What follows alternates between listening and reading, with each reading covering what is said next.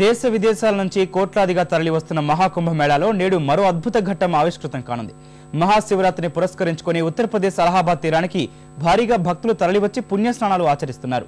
భక్తులు పోటెత్తడంతో ఆ ప్రాంతం జనసంద్రాన్ని తలపిస్తుంది. అటు ఎలాంటి అవాంఛనీయ ఘటనలు జరగకుండా అధికారులు కట్టుదిట్టమైన ఏర్పాట్లు చేశారు. ప్రపంచంలోనే అతిపెద్దదైన హిందూ మహోత్సవం మహాకుంభమేళా చివరి దశకు చేరుకుంది. మకర సంక్రాంతి రోజున ప్రారంభమై నిర్విరామంగా 55 రోజుల పాటు సాగిన మహాకుంభమేళా నేటితో ముగియనుంది.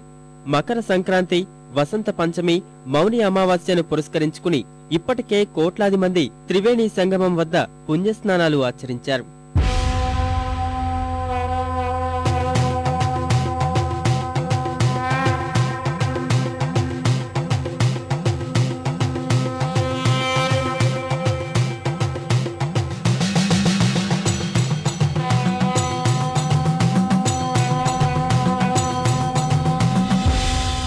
శివుడికి అత్యంత ప్రీతిపాత్రమైన మహాశివరాత్రి, మహాకుంభమేళా చివరి రోజును పురస్కరించుకుని పవిత్ర నదీ తీరాలకు భక్తులు పోటెత్తారు.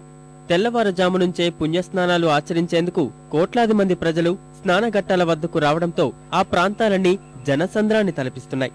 ఇసుక వేస్తే రాలనంతగా భక్తులు తరలివచ్చి ప్రత్యేక పూజలు నిర్వహించారు.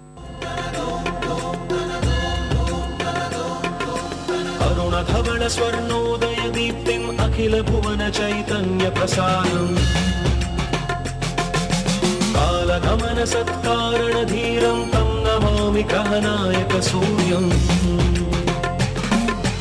అమృత కిరణ రసరమ్య ప్రవాహం లలిత లలిత లావణ్య లలామం మధిత మహిత మాధుర్య మనోజ్ఞం తం నమామి సాంద్రోదయ చంద్రం.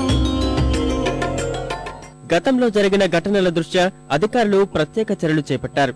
స్నానఘట్టాల వద్ద భద్రతను పెంచారు. మంచినీరు, పారిశుధ్య సేవల కోసం అదనపు సహాయ సిబ్బంది సహా అత్యవసర వైద్య సహాయ కేంద్రాలను ఏర్పాటు చేశారు.